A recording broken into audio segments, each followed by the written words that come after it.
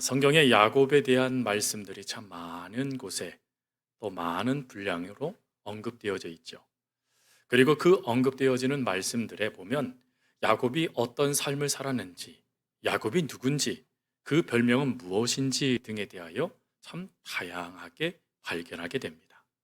오늘 우리는 그 야곱의 대표적인 모습 두 가지를 먼저 살펴보기를 원합니다. 야곱의 대표적인 모습 중에 첫 번째 모습은 그는 운명론자였다라는 것이죠. 이 운명론, 이것이 자신의 삶에 다가오게 된 것은 창세기 25장 23절 말씀 때문입니다. 하나님은 이삭에게 그리고 리브가에게 그 태중의 아이가 어떠한 모습으로 그 아이의 삶이 나타나게 될 것인지에 대해서 말씀을 하시죠. 이 말씀의 핵심은 작은 자가 큰 자가 작은 자를 섬기고 작은 자가 큰 자보다 더 높아진다라는 말씀입니다. 즉 작은 자를 통하여 큰 민족을 이루게 될 것이다라는 이 귀한 말씀을 야곱은 리브가를 통하여 듣게 되어지죠.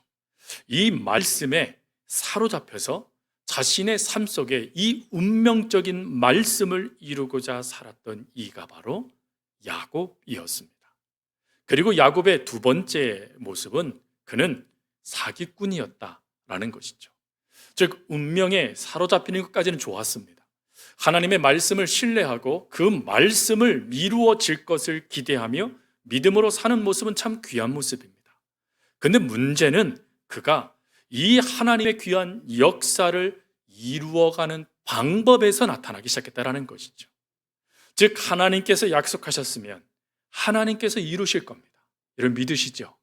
하나님께서 그렇게 하시겠다 하시면 하나님이 그렇게 하십니다. 그것을 믿음으로 바라보며 그 믿음 가운데 하나님께 반응하는 삶을 살아가는 것이 그리스도인들의 삶이죠.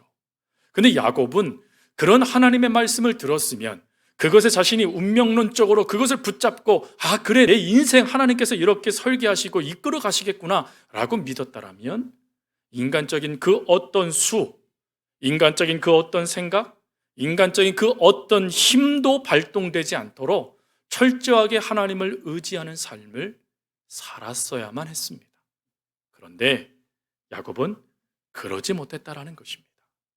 어떻게 하면 저 운명적인 저 말씀을 지금 즉시 이룰 수 있을까에 그의 모든 초점을 맞추기 시작했고, 그러다 보니 속이는 자, 사기꾼의 모습이 드러나기 시작한 것이죠. 여러분 이 모습을 대표적으로 말씀하신 게 바로 창세기 25장 29절부터 나와 있는 말씀입니다. 이 말씀은 우리가 너무나 잘 알고 있는 팥죽 한 그릇으로 장자권을 산 그런 말씀이죠. 여러분 이 말씀을 보면 참 야곱 수완도 좋네 라고 생각하시겠습니까? 창세기 25장에 이 말씀을 구체적으로 적어놓은 것은 그가 어느 정도까지 비열한 자인지, 그가 어느 정도까지 사기꾼인지, 그가 어느 정도까지 속임수 가운데 자신의 욕심을 이루는 자인지를 드러내는 것이 이 말씀이에요. 이 말씀 속에 보면 야곱은요 정말 수가 높습니다. 아주 다른 이들보다 더 뛰어난 머리를 갖고 있었던 것 같아요. 그리고 야곱은 상대방의 약점을 아주 기가 막히게 파고 들어가는 명수인 것 같습니다. 상대방의 성향도 쉽게 파악해낼 뿐만 아니라 어떻게 하면 그 사람을 넘어뜨릴 수 있는지 그 방법까지도 철두철미하게 준비할 수 있는 사람, 그게 야곱이었다라는 것입니다. 이러한 모습 가운데 자신의 욕심을 이루어냅니다. 물론 이런 이루어냄에 있어서 두 가지의 동기가 발동되는 게 있습니다. 첫 번째 동기는 어머니 리브가의 재촉이죠. 내가 이렇게 도와줄게, 내가 이렇게 할게. 여러분 도둑도요 손발이 맞아야 된다지 않습니까? 지금 야곱만 문제가 아니라 영적인 리더인 어머니 리브가도 문제였다라는 것입니다. 그러면 이거에 믿음이 있다라면 아닙니다 어머니 제가 기도할게요, 이게 그리스도인들의 모습이죠. 근데 야곱이 덥석 손을 잡습니다. 그래 내가 엄마를 이용해야지. 여러분 이것이 야곱의 첫 번째 동기예요. 그런데 두 번째 동기가 더 무섭습니다. 두 번째 동기는 그의 아버지 이삭에게서 주어집니다. 하나님이 태중에 분명히 무엇을 약속하셨냐면 작은 자가 큰 자보다 높아진다. 큰 자가 작은 자를 섬기게 될 것이라는 하나님의 말씀을 전해 주었습니다. 그러면 이 말씀에 따라 이제 이삭이 장자의 축복을 하게 되어지면 에서를 부르는 게 아니라 누구를 불러야 되죠? 야곱을 불렀어야 됩니다. 아무리 인간적인 정이 있어도 하나님의 말씀이 정해졌으니 이삭은 그 정해진 하나님의 말씀에 따라 반응했어야 돼요. 그런데 이삭은 그러지 않았다라는 것입니다. 이삭은 인간적인 정에 따라 에서를 부르고 내가 너를 축복할 거야, 가서 짐승 잡아와 라고 구체적으로 언급까지 한 것입니다. 여러분, 이런 일에 야곱은 어떡하죠? 어머니 리브가와 손을 잡고 이 축복을 가로챕니다. 가로챔을 통하여 후에 창세기 27장 33절 말씀에 가보면 이삭이요 심히 크게 떨었도다 라고 되어져 있어요. 왜 떨었을까요? 자신의 축복권이 에서에게 갔어야 되는데 이삭에게 갔기 때문일까요? 아닙니다. 여기서 심히 떨다라는 이것은 대상이 있어요. 높은 이 앞에서 떨다라는 뜻입니다. 그러니까 이 말씀은 하나님 앞에서 떨었다라는 거예요. 왜 하나님 앞에서 떱니까? 자신이 인간적인 정에 이끌려서 하나님의 말씀을 어긋나게 하고자 했던 그 모습, 그럼에도 불구하고 하나님은 하나님의 방법대로 하나님께서 원하시는 일대로 그 말씀을 이루어 가시는 분이라는 것을 이삭이 깨닫자 하나님 앞에서 두려워했다라는 것입니다. 여러분, 이러한 동기들 가운데 이삭은 어쩔 수 없이 이렇게 했을 거라고 우리가 생각할 수도 있겠지요. 그러나 엄밀히 보면 이건 철저하게 잘못된 것입니다. 성경에 이러한 모습이 이스라엘 백성들 가운데 나타났고 이스라엘 백성들이 이러한 모습을 하나님은 죄라고 여기셨습니다. 그래서 그 죄된 모습을 돌이킬 수 있도록 하나님은 다양한 방법과 다양한 사람들을 보내신 것이죠. 이삭은 이러한 은혜 가운데 야곱을 축복해야 되지만 축복하지 않고 리브가는 남편에게 찾아가 여보 그때 하나님이 이렇게 말씀하셨잖아요 라고 하며 바르게 그 가정의 결정을 이끌지도 못했고, 그리고 그 역사에 에서는 장자권을 우습게 여겨버렸고 야곱은 속임수와 자신의 의로 이 모든 것들을 이루려고 했다라는 것입니다. 자, 이 가정 제대로 된 가정입니까? 콩가루 집안이 된 것이죠. 여러분, 놀라운 것은 그의 아버지는 아브라함입니다. 하나님은 아브라함을 믿음의 조상으로 세우셨어요. 그러니 이 가정도 믿음의 가정인 것이죠. 믿음의 가정이 하나같이 인간적인 모습만 넘쳐나게 됐다라는 것이에요. 그러니 어찌 보면 야곱의 이 속임수가 그럴 수 있겠다라는 생각을 가질 수 있겠죠. 하지만 이 모습은 믿음을 놓친 결과이지 않습니까? 하나님을 놓친 결과이지 않습니까? 하나님은 그 모습 그대로를 가지고 믿음의 가정을 이루어 가시는 분이 아니세요. 그래서 하나님은 야곱에게 어려움을 이끄세요. 그 어려움은 무엇이냐면 이 가정을 파탄내게 만들어 버리시는 것입니다. 그 파탄냄의 첫 출발은 야곱의 속임수였고, 그리고 두 번째 출발은 에서의 선언이었습니다. 에서는 자신이 장자권을 빼앗겠다라는 것을 깨닫자마자 즉시 어떻게 하냐면 내가 반드시 야곱을 죽이겠다라고 하며 야곱을 찾기 시작해요. 그러자 어떡합니까? 리브가는 빠르게 그를 도망시키죠. 여러분, 이때의 상황이 얼마나 급박했던지 창세기 28장 10절부터 11절 말씀에 가보면 그가요 부엘세바에서부터 하란이라는 곳까지 달려가게 되어져요. 지도를 보시면 부엘세바는요 이스라엘의 아래쪽에 있는 남쪽에 있는 그런 지명입니다. 그리고 베델, 그가 후에요 이곳이 하나님께서 함께 하시는 곳이구나 라고 하며 창세기 28장 19절에 이곳을 베델이라 하리라 하는 곳은 바로 이스라엘의 북쪽에 있는 지역이에요. 남쪽 부엘세바에서 베델까지의 거리가 90km입니다. 여러분, 이 90km는 사람이 달리기를 하면 대략 이틀 정도, 쉼없이 달렸을 경우 이틀, 조금 쉬면 3일 정도의 거리입니다. 그러니 여러분, 야곱이요 에서의 말을 듣자마자 그 어머니 리브가가 빨리 도망가 라고 하며 움직였을 때 그가 하루길 도망간 게 아니라는 거예요. 정신없이 이틀 동안 달려 도망갔다라는 거예요, 지금. 왜 그래야 됩니까?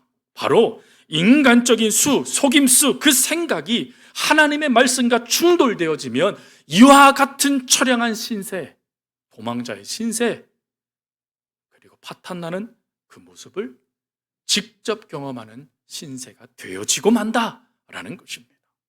이러한 절망 가운데 하나님은 어떤 은혜를 베푸십니까?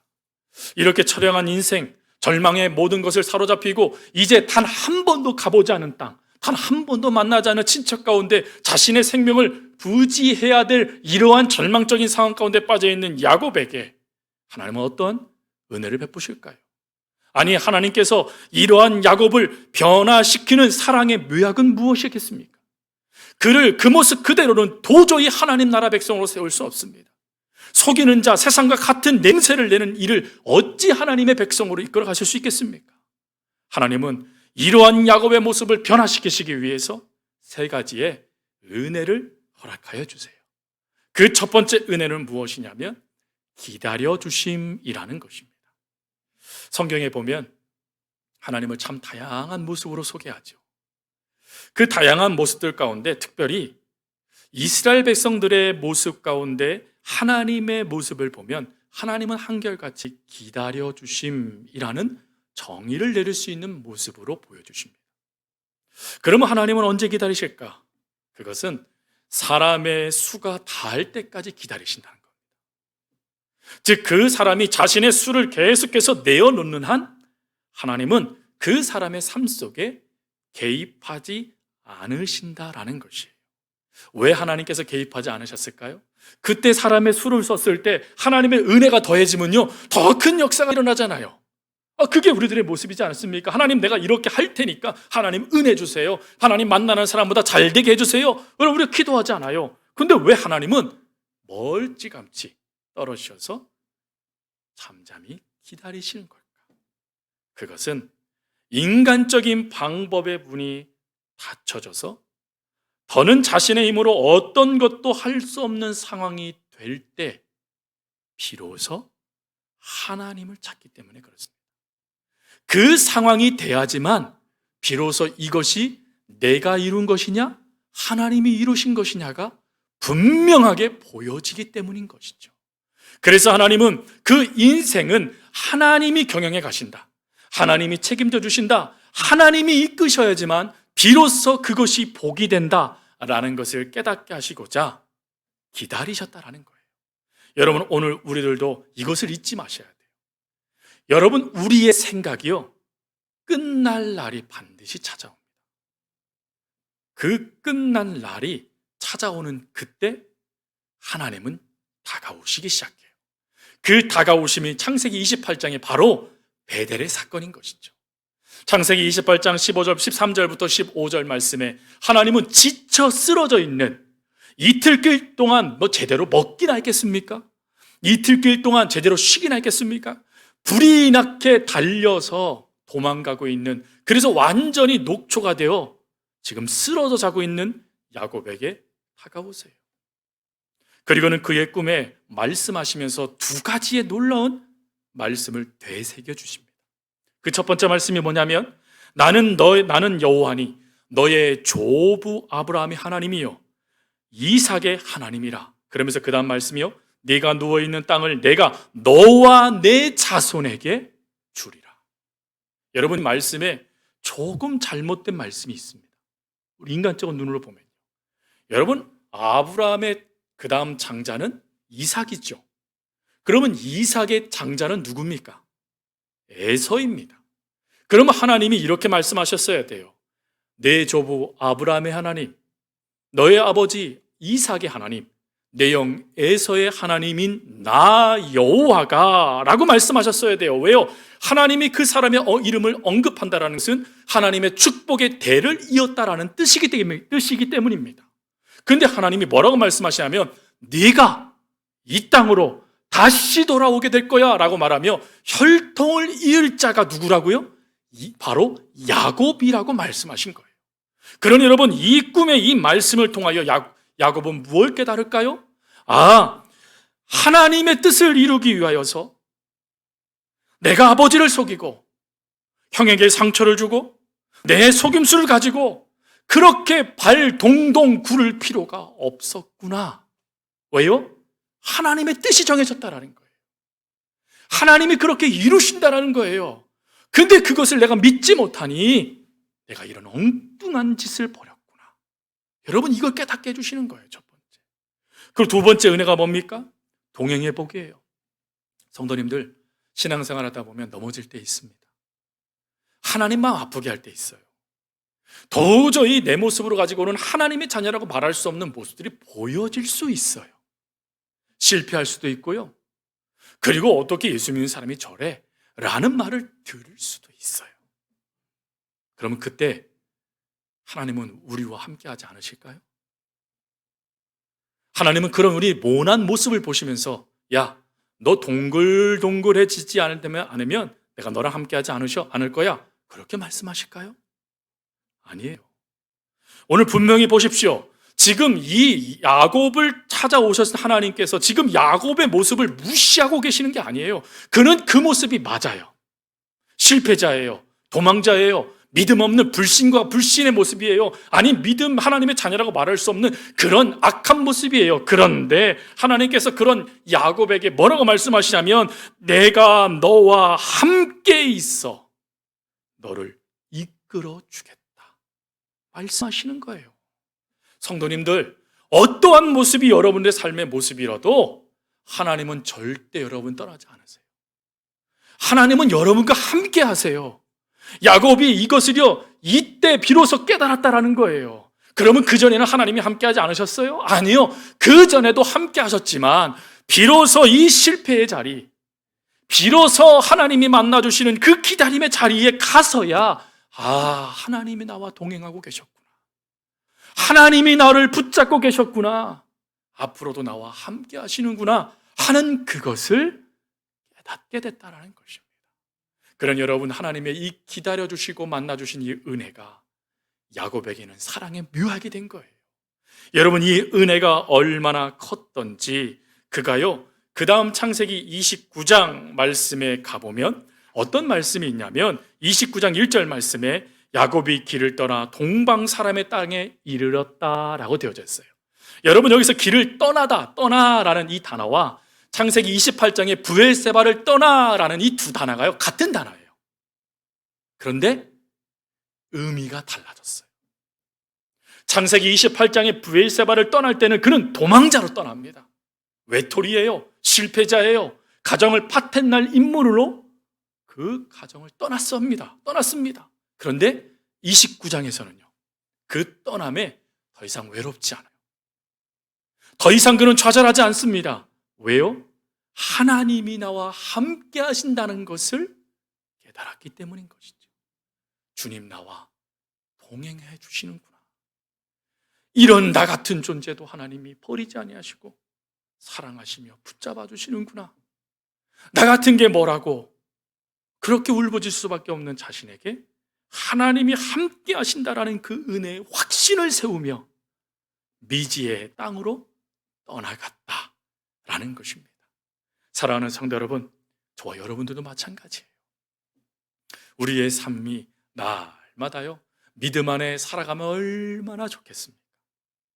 우리의 삶이 하나님을 향한 믿음이요, 절대 끊어지지도 않고 그 관계가 돈독해지고 그리고 믿음으로 하나님께 반응하는 삶, 그래서 많은 사람들이 존경하는 믿음의 사람의 삶이 보여지면 얼마나 좋겠습니까?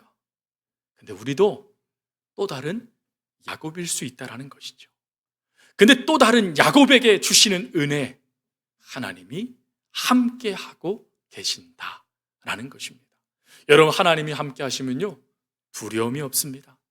하나님이 함께 하시면요, 우리의 삶은 하나님의 말씀대로 되어지는 삶이 될 수 있어요. 그러니 사랑하는 성도 여러분, 혹시 여러분 삶 가운데 지금 하나님이 마치 기다려주시는 듯한 그런 모습이 여러분 가운데 보여지는 일들이 나타나십니까? 그것이 은혜입니다. 왜요? 하나님, 여전히 기다려주시는 그 하나님께로 돌아가기만 하면 되기 때문인 것이죠. 이 은혜가 야곱을 이스라엘 되게 해줬던 첫 번째 하나님의 묘약이에요. 그리고 두 번째 하나님의 은혜는 나를 돌아보는 시간을 허락하신 것이다 라는 것입니다. 김유비 목사님이 쓰신 책 중에 나를 돌보는 시간이라는 책이 있습니다. 이 책은 상담을 했던 내용을 가지고 하나님 안에서 살아가는 귀한 모습을 담은 책이에요. 이 책 내용의 일부에 보면 내 믿음 돌보기라는 그런 챕터가 있습니다. 내 믿음 돌아보기라는 거예요. 거기에 보면 내 믿음을 돌아본다는 게 뭔지를 이렇게 설명합니다. 내 믿음 돌보기란 예수님과 연결되어 있는지, 예수님 안에 있는지 끊임없이 말씀을 통해 점검받는 것이다.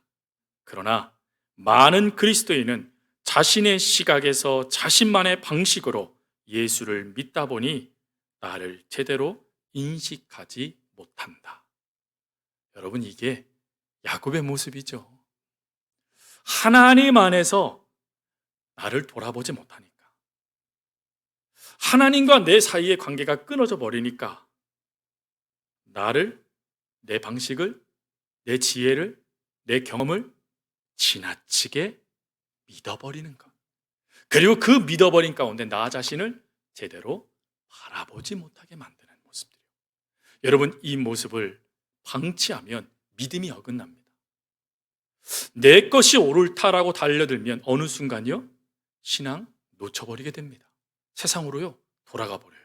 그게 이 무서운 믿음 돌아보기를 하지 못하는 사람들의 모습이라는 거예요.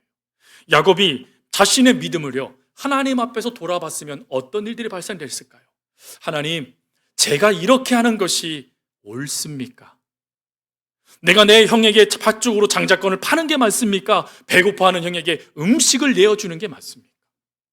하나님, 내가 눈이 약한 내 아버지를 속이는 게 맞습니까? 아니면 하나님의 뜻을 바라보며 기다리는 게 맞습니까? 그는 자신의 생각을 끊임없이 하나님 앞에서 점검받아야 됐습니다. 그러나 그러지 못하니까 사기꾼, 속이는 자, 험악한 세월을 살아가는 인생이 된 것이죠. 그래서 하나님은 이러한 인생을 살아가는 야곱을 하나님이 기뻐하시는 이스라엘 백성, 이스라엘의 조상으로 삼고자 하나님은 조치를 취하시는데, 그게 바로 자신의 야곱의 삶을 돌아볼 수 있는 시간을 허락하시는 겁니다. 그것도요 20년 동안 허락하십니다. 20년 동안 끊임없이 자신을 돌아보게 만드는 거예요. 저는 이 모습을 통해서요 뭘 깨닫냐면, 사람 바뀌기 참 힘들구나. 아무리 은혜를 받아도 20년의 세월이 필요하구나.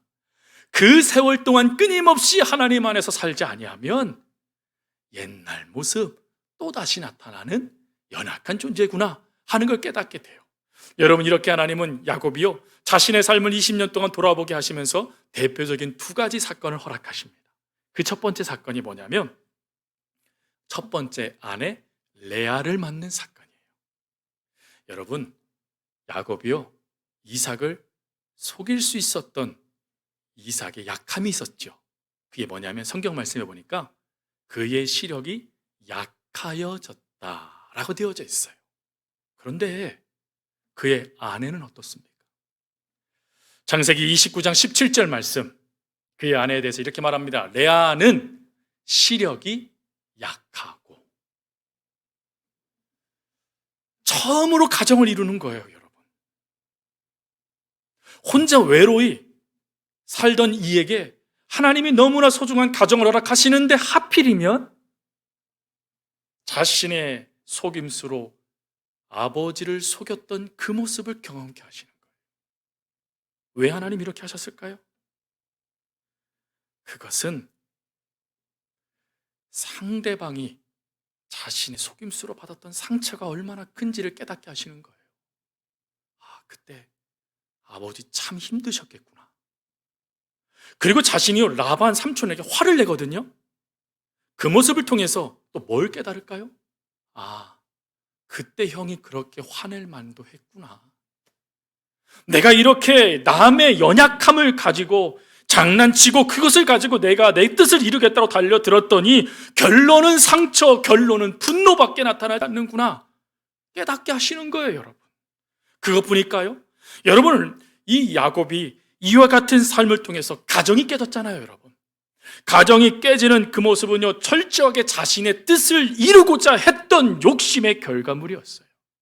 그런데 하나님은 가족의 구성원인 라반을 통하여서 그 소홀하게 여기고 무시했던 가정이 얼마나 중요한지, 그리고 하나님의 뜻으로 살아간다는 게 무엇인지를 20년 동안 훈련시키시는데, 자그마치 그의 삼촌 라반을 통하여 11번이나 속임을 당하도록 만들어버리세요. 근데 이때요, 그가 하나님을 만나지 않았다면 어떻게 됐을까요? 그는 여지없이 가정을 버리고 도망갔을 거예요. 그런데 하나님은 그런 일이 발생되지 않도록 야곱과 끊임없이 같이 움직이셨다라는 거예요. 그래서 상대방의 속임수가 더 강하여지면 강하여질수록 오히려 가정을 위하여 더 많이 희생하고 희생하는 존재로 달라져 갔다라는 것입니다. 여러분, 이러한 모습, 야곱에게 나타난 이러한 모습을 통하여 야곱은 끊임없이 자신을 돌아봤을 거예요. 이야, 내 모습 때문에 우리 가정 정말 힘들었겠구나. 나 때문에 아버지, 나 때문에 어머니, 나 때문에 형이 얼마나 큰 상처를 받았을까 깨달으며 자신을 끊임없이 되돌아보며, 하나님, 그럼 어떤 삶을 살아야 되겠습니까? 묻고는 하나님 주시는 답에 따라 가정을 위해 희생하는 존재로 달라져 갔다라는 것이에요. 사랑하는 성도 여러분, 오늘 하나님께서 여러분들에게 여러분들의 삶을 돌아볼 수 있는 시간을 허락하실 때가 있으실 거예요. 그때가요, 여러분들의 연약한 모습을 가지고 다가오실 때도 있고, 여러분들의 부끄러운 모습을 가지고 다가오실 수도 있어요. 그런데 그게 은혜입니다. 왠 줄 아시죠? 그 은혜의 시간에 하나님과 함께 동행하면 하나님은 야곱을 달라지게 만드셨듯이 우리도 변화시켜 주시기 때문에 그렇습니다. 그러니 우리들은 이 은혜를 기도하셔야 돼요. 하나님, 내 믿음을 돌아보기 원합니다. 하나님, 내 신앙을 돌아보기 원합니다. 하나님, 내 삶을 되돌아보기 원합니다. 하나님, 이곳에 하나님 안에 살아가는 삶의 모습이 없다면 하나님 깨닫게 해주십시오. 그리고 하나님 안에 살아가게 해 주십시오 라고 말이죠. 그러면 우리도 또 다른 이스라엘이라는 축복을 받을 줄 믿습니다. 그리고 마지막 세 번째, 하나님께서 허락하신 사랑의 묘약 세 번째는 앞서 행하시는 은혜예요. 여러분, 우리의 인생의 항로에 각양각색의 일들이 나타나죠. 참 다양한 삶이 나타나요. 어떤 삶은 내 힘으로 해결할 수 있는 삶도 있습니다. 그러나 어떠세요? 내 힘으로 해결할 수 있는 삶과 내 힘으로 해결할 수 없는 삶 중에 어떤 삶이 더 큽니까? 안타깝게도요, 우리 감정적으로 마음으로 느끼는 것은 내 힘으로 해결할 수 없는 삶의 모습인 것 같아요. 자녀, 건강, 재산, 심지어 내 믿음, 하나님의 은혜 가운데 바르게 세워보고 싶지만 오히려요, 낙심하고 실망하고 좌절하고 자포자기하도록 만드는 것들이 더 많지 않습니까? 여러분, 이럴 때 기억하셔야 돼요. 하나님의 자녀들에게는 그 자녀들을 도와주시는 분이 계신다는 거예요. 즉, 이러한 것들이 끊임없이 밀고 들어와 여러분들의 감정을 무너뜨리고 믿음을 바닥치도록 만드는 일이 발생되어져도 하나님이 여러분들과 함께 하신다는 거예요. 전능하신 하나님, 여러분들의 아버지가 되어주신 하나님, 극진히 사랑하시는 하나님이 지금 여러분과 함께 하신다는 거예요. 그것도요, 앞서서 말입니다. 신명기 1장 30절에 하나님은 모세에게 뭐라고 말씀하시냐면 너희보다 먼저 가시는 너희 하나님 여호와께서라고 말씀하세요. 하나님이 먼저 가신대요. 왜 먼저 가실까요? 우리를 너무 잘 알기 때문인 것이죠. 우리가 무엇 때문에 넘어지는지, 무엇 때문에 짜증내는지, 무엇 때문에 실패하는지, 무엇 때문에 그 마음이 흔들리는지 너무 잘 알고 계세요. 그래서 앞서 행하시면서 돌 치워주시고 풀에 걸릴까 봐 풀어주시면서 끊임없이 우리의 삶 앞속에 역사해 주신다는 거예요. 그 예가 출애굽한 이스라엘 백성들의 모습이지 않습니까? 그들의 삶 가운데요, 출애굽한 하나님께서 그들에게 10가지 재앙을 내리셔 눈앞에 내리세요. 그 10가지 재앙으로 이들은 출애굽할 수 있는 은혜를 주시죠. 홍해의 바다를 그들의 눈앞에서 갈라주세요. 또 광야 40년 동안 만나와 메추라기를 그들의 눈앞에서 허락하시고, 그리고 생수를 허락하여 주시고, 더위에 지치지 않도록 구름기둥, 또 추위에 지치지 않도록 불기둥을 날마다 눈앞에 보여주시는 분, 그리고 대적이 아무리 강해도 하나님께서 그들의 마음을 앞서서 무너뜨려 버리셔서 싸울 힘조차도 갖지 못하도록 만들어 버리시는 분, 그분이 바로 먼저 행하시는 분이었다라는 것이죠. 여러분, 이 먼저 행하시는 하나님을 야곱이 경험합니다. 그 경험이 바로 오늘 본문의 말씀이에요. 여러분, 오늘 본문의 말씀은 야곱이 이제 내 고향으로 돌아가겠다라고 하며 몰래 도망가다가 어떻게 되죠? 라반 삼촌에게 거반 잡히게 되어졌습니다. 죽게 되는 거예요. 왜 죽게 됐을까요? 라반의 말을 들어보면 이해가 되죠. 여러분, 라반의 딸들은 라반의 딸입니까? 아니면 야곱의 아내입니까? 이미 분리됐어요. 야곱의 가족이에요. 근데 라반이 뭐라고 말하냐면, 딸도 내 거, 손주들도 내 거, 네가 끌고 온 거 이것도 내 거, 다 내 거. 아유, 이거 이 얘기 들어보니까 마치 자녀들 같죠. 엄마 것도 내 거, 내 것도 내 거 하는 것 말이죠. 아니, 욕심꾸러기예요, 욕심꾸러기. 아니, 욕심을 부르면서요, 그 욕심에 모든 눈을 부르키고 있는 라반이기에 자신의 재산이 빼앗겼다 생각하니까요, 죽기 살기로 달려들어가지고 야곱을 엄습하여 죽이려고 지금 하고 있는 거예요. 근데 그날 먼저 행하시는 하나님이 나타나시죠. 그게 뭐죠? 하나님이 라반에게 찾아오셔서 꿈에 라반을 징계하세요. 어떠한 것도 하지 말아라. 하나님이 앞서서 막으세요. 이 사건은 후에요, 에서 형을 만날 때도 마찬가지예요. 하나님은 앞서 만나시는 하나님이 뭐 하시죠? 형의 마음을 이미 돌려놓으셨어요. 형님, 이것도 형님 겁니다. 이것도 형님 겁니다. 저도 형님 거예요. 말했을 때 에서가요, 완전 성인군자로 다가와요. 야야야, 그러지 말아라. 이것은 네 거야. 하나님이 너에게 주신 거야. 하고 그가 달라져 있어요. 어떻게 이게 가능합니까? 하나님이 하신 겁니다. 여러분, 이걸 믿으십니까? 하나님이 하세요. 함께 저를 따라서 고백하겠습니다. 하나님께서는 나의 앞에서 나를 인도해 주신다. 믿으십니까? 그 믿음이 있기에 우리가 오늘 하루도 살아갈 수 있는 것입니다. 말씀을 정리합니다. 오늘 야곱은 하나님의 놀라운 사랑의 묘약, 사랑의 은혜를 3가지나 경험하게 됩니다. 그 3가지를 하나님은 오늘 우리도 경험하게 하기를 원하신다라는 것이죠. 그런 여러분, 이 말씀 의지하면서 하나님의 말씀에 따라 오늘도 최선을 다하여 그 걸음을 걸어갈 수 있는 성도님들 될 수 있길 바랍니다. 그리고 하나님께서 여러분들에게 은혜 베푸시는 그것에 부담 갖지 마시고, 아멘, 하나님, 주님 뜻대로 이끌어 주세요 라고 하며 주님 말씀대로 살아갈 수 있는 저희들, 목자 대신 하나님께서 이끄시는 대로 졸졸졸 따라갈 수 있는 양과 같은 믿음의 자녀들이 다 되어줄 수 있기를 간절히 주님의 이름으로 부탁드립니다.